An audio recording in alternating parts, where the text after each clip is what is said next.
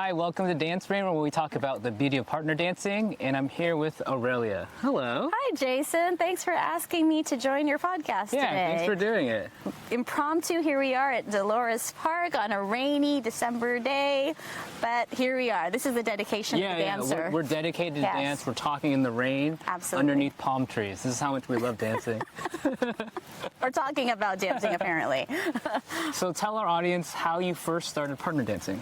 So I started partner dancing, I would say maybe, I don't know the exact year, probably 2014.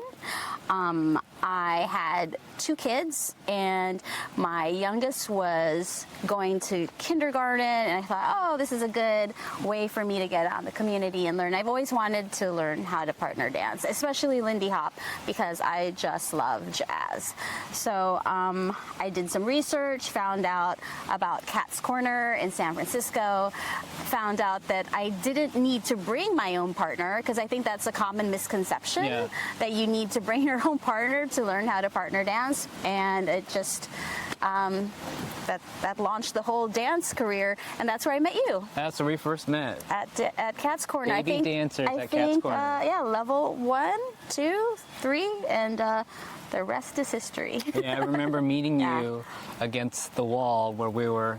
Wallflowers, shy, not talking to anybody, not dancing. Yeah. Kind of shocked out of our mind, like, what's going on? How do I ask people to dance? What is this thing I'm doing? Yeah, it's really rough in the beginning because you haven't found your people yet, and I always felt a little shy about asking dancers to partner me, especially if they were very advanced and had all these fancy moves, and I was worried, would I be able to follow them, and would they just think I'm a boring dancer? So it was always really helpful to start in a class and then dance with your classmates, because I felt safe. Yeah. When you go to class, you recognize people who are at your level, who have the same goals as you, so it's easy to ask them to dance. Yes, absolutely. And it's always funny when the lesson is something like Charleston, and all you're doing is Charleston for the whole song, because that's what you learn. But it's as you said, baby steps. You just need to start somewhere.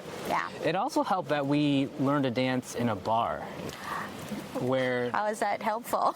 Because of the alcohol? No, where there's other things to do besides dance. Oh, like you can I see what you mean. You can drink and go outside. You can socialize. There wasn't a television, but you can socialize, and not dancing is okay because it's a bar where you can dance or not. That is true, although I would say that I think I leveled up at another dance school, 920 Special, which was purely dance, and there wasn't the feature of the bar.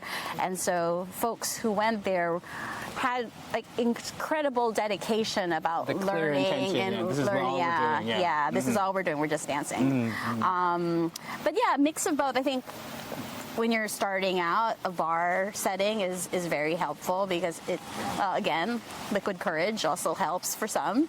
And yeah, it's not weird for you just to be standing at the side and listening to the music, especially at Cat's Corner. I really enjoyed because it was live music.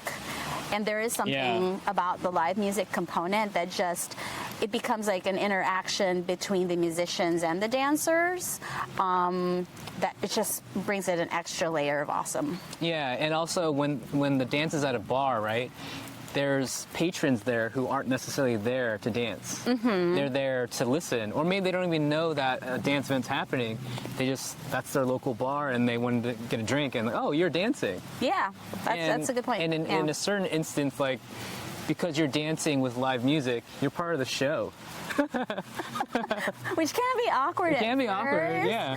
But later on, when you do get good, I feel like there's no better feeling than strangers coming up to you and asking you, like, how long have you guys been practicing that routine? And you're like, oh, we just met, and we're both social dancers, and they're just like, what?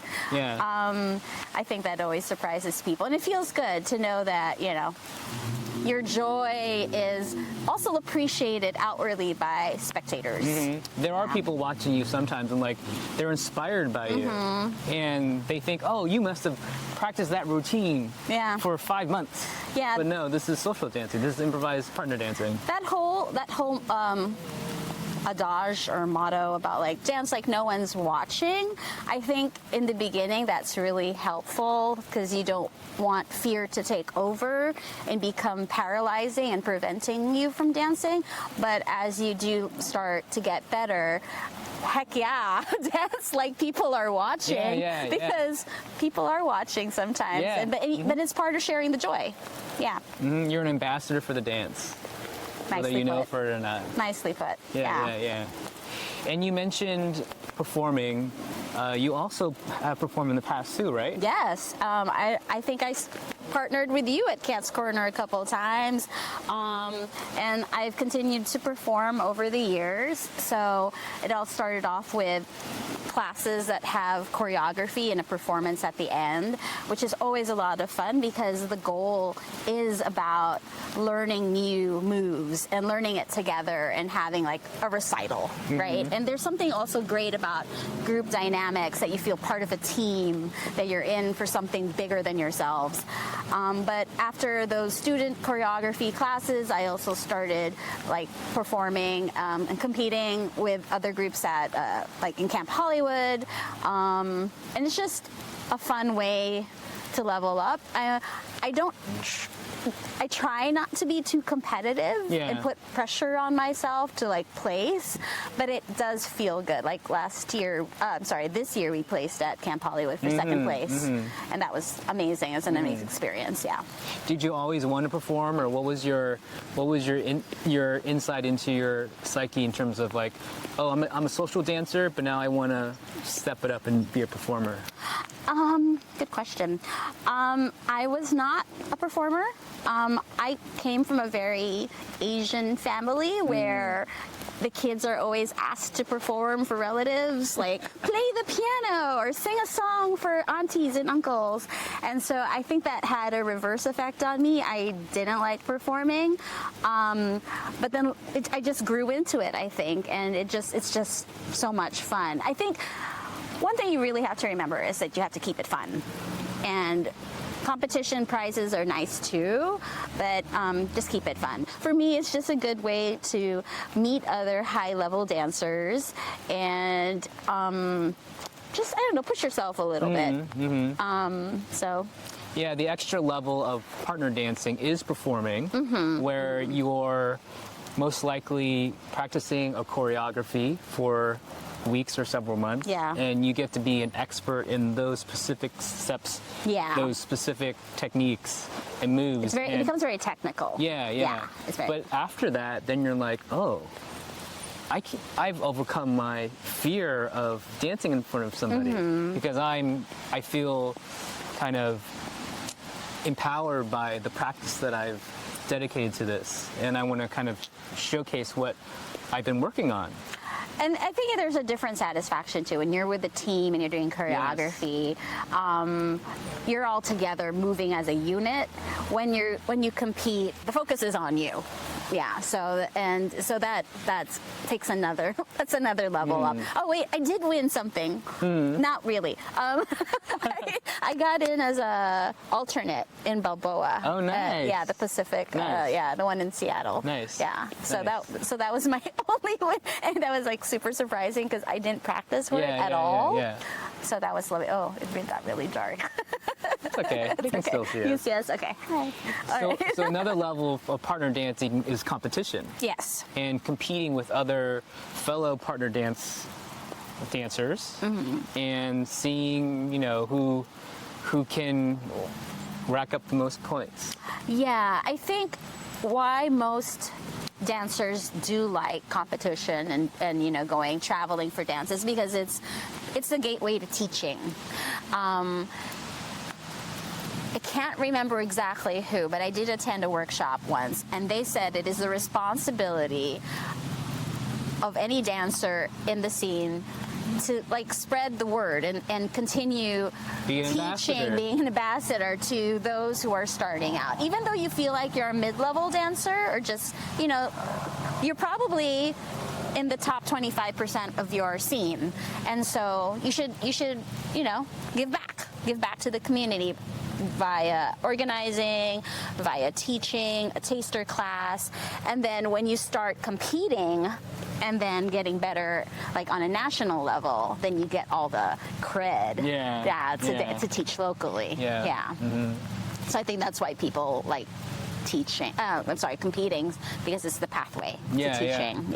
Even if you're just a hobbyist with partner dancing, say you've partner danced for several years and you're not a professional, you're still better than the average person out there on the street. So on the street, to not think of yourself as someone who can showcase the potential of the dance is something that can be your point of view, but just remember that if you're embodying what the dance is, having fun, being social, dancing to the music, you're promoting the dance. It's funny about the word professional, because by virtue of definition, if you're paid once, you're a professional, right? But it's not always that way. And the idea of like being good at a dance, it's such a, I think it's like, by whose yardstick, by whose judgment are you good? Are you the best because you're having the most fun, or are you the best because you know Frankie Manning's choreography, like every single step? Like, so I think for me, it's about who's having the most fun. There might be some amazing dancers who look great and they just like win all of the awards, but are they happy? I don't know. Good is subjective, and every dancer has their own goals. Right. Some people want to teach right away and be the best teacher in their scene. and do private lessons. Other people, they want to be good too, but maybe they just want to be the best social dance partner out there. Yeah, I think that's where I'm more at. I just want to be a really good social dancer. I want all my partners to come away from the dance thinking like, oh, we really had fun. That was amazing. And I know some folks, they see like the best dancers in their scene and they're intimidated to ask them to dance, or etc. But really, what are you bringing to the dance? It's not what that partner brings to the dance. What are you bringing to the dance?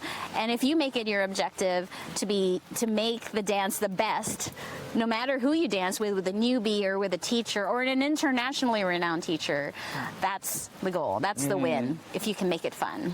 Yeah, make it fun for yourself, but also for other people. Yep.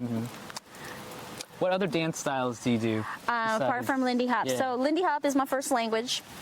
But then I've learned, I've picked up shag, I've picked up Balboa along the way.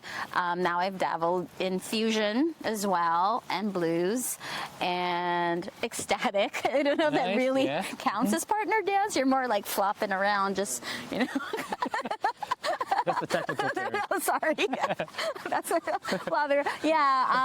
I've tried a little bit of tango, which I found incredibly difficult, but very satisfying when you get it right. I think once you start with any partner dance, it's unlikely you'll just stick with one the whole time, because once you learn the fundamentals of weight changes and balance and connection, all of those skills translate easily into other forms of partner dance. And I think the music also helps guide you and inspire you to do other dances as well. Absolutely. Because music is, everyone loves music, hopefully. Most people. Music is probably the most primitive, instinctual art form that people all love. Yeah. And why not enjoy dancing to all different types of music? For me, it's really rooted, I think my favorite music still is jazz, and then blues probably next. But there is something like, I've tried West Coast swing, and there's something to like dancing to like your basic pop sometimes. I don't like to pigeonhole myself and keep myself in one genre. And you host an event as well, right? I do. I host Lindy by the Lake, which is done by Lake Merritt in Oakland. We started 7 years ago, had a little break in the pandemic, but after the pandemic, when things started opening up, we gained more popularity because people were just dying for a connection, and dancing outside was perfect. So I've been doing that for 7 years. It's grown, the community has grown, and I think of it as a kind of a starter, like a gateway dance for those who are interested, because my goal was always to push Lindy Hop into the public eye, much like Lindy in the Park in San Francisco, but this time on the East Bay. A lot of people weren't even aware that Lindy Hop social dancing was happening, so to put it in a park or put it in, like, you know, where people are jogging and where the farmers market is, they see it like in their neighborhood. And what happens is they ask about it, and we say, oh, well, this is a free event, but if you want to learn, you can go to the breakaway. So we act like as a feeder school, if you want to call it that, a feeder for dancers to learn in a more structured setting. The event is an ambassador. You're saying that word a lot, It's the word of the day. Yeah, an ambassador. Okay, you can say that, yeah. And it's fun. There's so much. Families come out, babies are, you know, people are just, sometimes they're jogging and then they come by and they hear the band and they're like, they stop for a while and they watch and give us a little donation. It's a lot of hard work, I have to say that. We only do it once a month, but it is one of the most satisfying volunteer what do you get out of hosting a dance event? What makes you want to keep doing it? I think, all right, especially with our, political scenario right now, what's happening, there is really a great need for the third spaces, places where everyone feels welcome. There's no gatekeeping. And just being in community, I think, and creating that community was very important to me. I wanted a community where everyone felt welcome. We don't discriminate. It can be a challenge sometimes in Oakland, being in a public space, for sure. But I also think that you need to build where you are, you know? Yeah. And I love Oakland, so I really wanted Oakland to have a little outdoor scene. So that's why I did it. You created a space that embodies your goals, your values. It's purely selfish. Yeah. But I have there's a lot of folks that help me now, and we're a solid group of four people who are all dedicated, and we bust out our muscles and carry all the gear once a month on a Saturday. It's a community event. People look forward to it. They do. Beyond just the dancing. And it's really in partnership with the Breakaway and other East Bay. Lindy on Sproul, they also announce it, and they cancel theirs if it happens to be on the same day, so that all their dancers can come over. So it's just an incredibly supportive scene. Nice. Yeah. Nice. So, looking back at your dance career, how has dancing affected your life? Oh, I feel like I'm not a very religious person, but I think that dance has become my church, and the community members are the churchgoers, and I see most folks on a regular basis. I've built really good friendships, like you, of course. Sometimes you don't even know a person's profession or last name, but you see them every month or every other month, and you grow accustomed to their face in a way that you feel really connected to the community. When I've witnessed other dancers experience tragedy in their life, or they've needed support, help, people don't hesitate. They create a GoFundMe, people come and help, and this kind of community building, I don't know if it's present in others. It probably is present in others, but it's I think something that I really wanted, not belonging to a church or not, and I was basically a newcomer to the Bay Area. We moved here, I moved here in my 30s, so it was just a nice way of kind of finding my place and finding my people. Yeah. Found a community and built your own new one. And continue to grow it. Yeah. What are your dance goals at the moment? I feel like I've accomplished most of my dance goals. Right now, I just want to keep Lindy by the lake moving and growing. I need to figure that out because I'm getting older and I need the next generation to step up and help and maybe take over eventually. So grooming that next generation of dancers. There's one dancer in our community, Zach, and he is an amazing dancer. He's 80 plus years old, and that's my dance goal. Yeah. I want to be dancing into my 80s. That's awesome. Really easy. Yeah. Dancing will keep you young. That's what they say. Yeah. And I believe it. Just ask Zach. Yeah. Yeah. Yeah. Zach dances almost everywhere, it seems. Everywhere. Yeah. Travels for dance too. Yeah, I think, and it's, and there's also studies that partner dancing in particular, is like one of the best exercises, backed by science, for delaying dementia, Alzheimer's, Parkinson's, something about the brain-body connection, and plus the socialization factor. So as long as my feet will allow me, I will partner dance until my old age. Yeah, and you can do it outside, in the rain, in the sun, by the beach, by the lake, indoors, someone's apartment, a big ballroom. Just need music and a partner. Yeah? Yeah. You on the dirt, concrete, the sand. Yeah. As we wrap up, Yeah. and as we talk to some audience members who are curious about partner dancing but haven't taken the jump yet, what would you say to people who are on the fence about partner dancing? As long as you're drawn to partner dancing, I think you just do it. Find a class near you, one that is sustainable, that you can actually stick to. If you can't get to a class right away, then watch YouTube videos. There's a lot of learning that's out there. I think the first step is always the hardest. Getting out of your house, off the couch, is the hardest step. But once you're there, it's always worth it. Yeah. Yeah. Yeah, it's a great way to stretch your limits and challenge yourself. Absolutely. Just do it. Like the Nike motto. And the second piece is make friends with your classmates, because they will be the ones who will grow with you in your dance journey. And you get to exercise your body, your mind, your musicality, Yeah. your social skills, It's your cardio, it's your church, it's your community. your memory skills. Yeah. It's a win-win-win-win-win. There's no reason not to. Yeah. I mean, we can make 100 excuses not to, but Yeah. There's a big good excuse to go. And dancing is generally an affordable activity as well.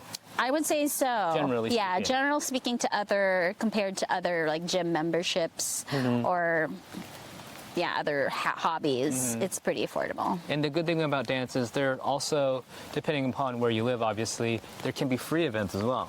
Absolutely. Yeah. In San Francisco, there's Lindy in the Park, Oakland, Lindy by the Lake, and and even those that charge is quite nominal. Like if you go to a bar with dancing, like later we're going to Blondie's, you're coming with me, you just buy a drink. Or two, or three. And then there's also ways to volunteer, whether or not you have the funds or not. You can volunteer, help support the host. Yes. And you can use your volunteer hours to offset some costs for you to take classes or to Take go to classes, yeah. And most of the organizers here in the Bay Area do have that option to volunteer for free entry. There's no negative to dancing. No. Well, unless you're injured. Yeah, unless you're Then don't do it. Yeah. Rest up and then dance later. Rest up and dance later, yeah. Well, I really appreciate you taking the time. Thank you, Talking Jason, under the rain, under for the palm inviting me. trees. I am like invisible now, but thank you for having me. Yeah. This is fun. Yeah. Yeah. And thank you for watching Dance Brain, and we'll see you on the next episode.